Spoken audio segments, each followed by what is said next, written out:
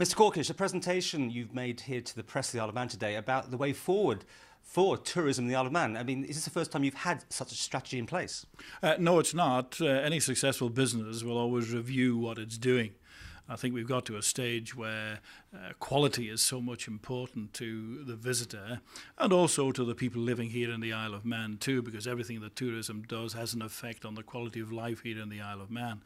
What we're doing here today is refocusing our targets on how we see tourism has changed and how it impacts upon the Isle of Man. If we weren't to do that, we would be failing in our duty to the visitor and also adding to the quality of life here in the island. I mean, tourism as the old model is gone, isn't it? There's no more bucket and spade market. You've also got less money to spend on promoting the Isle of Man. Obviously, your budgets have been hit like everybody else's. We have to spend our money very, very wisely. Fortunately, success breeds success. The Isle of Man still remains very much a quality destination. We're building that quality up all the time. So, yes, we have to spend our money very, very wisely. Fortunately, people want to know about the Isle of Man because we are changing, we are evolving. So we haven't found it a big problem to encourage people here. You'll have seen programs on various television programs in the media, and that's all success breeding success. Yeah, that's called below the line marketing, isn't it? Above the line, the actual spend. I mean, we're looking now at these great pictures from the TV campaign that was running, coming here and doing the steam railway or motorbiking or jumping off cliffs into the water. Those sort of budgets have gone as well, have they? Every budget has been hit. There's been very little business, very little operation anywhere that hasn't been affected by budget cuts. It's the way the world is, unfortunately, at the minute. What we have to do is to spend our money as wisely as we possibly can, which is why we've attracted so many people here. Media coverage has been fantastic for us. Why? Because it's a great place to be. There's a lot to offer. Where are the tourists going to come from? You've had some ideas that maybe more cruise ships, for instance. I mean, that's easy sort of gains. Where are you actually going to market yourself to bring in new blood, people that wouldn't actually have thought of the Isle of Man in the first place? Nothing is easy in marketing terms, and yes, we have a huge amount of cruise visitors growing year by year. Certainly the TT is one of our great brands, and we have people coming from all over the world for the TT races. We have events here such as cycling events and walking events, attracting people from Israel, from America, from Australia. People come here, they see it for the first time, they go back and talk about it.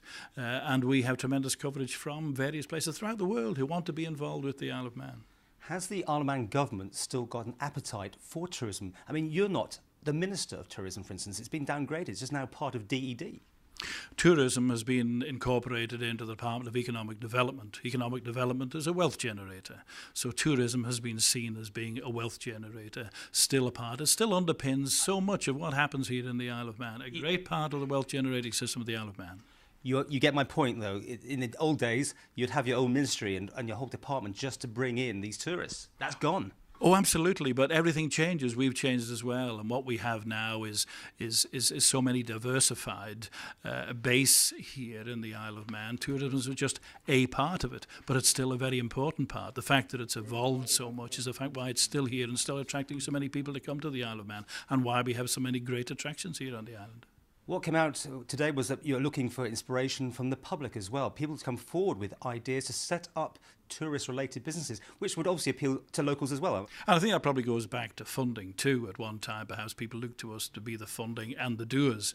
I think what we're doing now, where we are fortunate here in the Isle of Man, is that people want to get involved. People want to put attractions on. We've got lots of societies and clubs and associations who want to encourage people to come to the Isle of Man because they're proud of what the Isle of Man is. So yeah, we are facilitators, and we've got financial schemes here to help, and we've also got a lot of inside advice that we can impart to people to improve, and lots of standards schemes here so they can achieve the very best of quality that they can for not only the visitor but also for the resident here in the island.